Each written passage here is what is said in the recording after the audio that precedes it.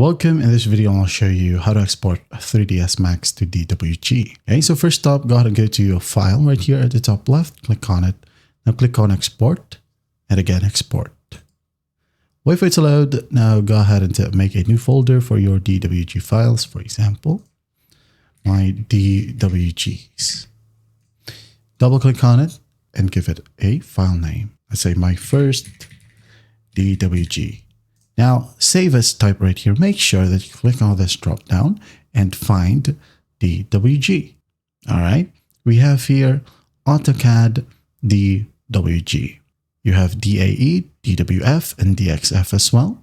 So DWG it is. Click on it. Click on save. Select the export version. Configure your geometry options and then just click on OK. Once that's done, go ahead and check your DWG file.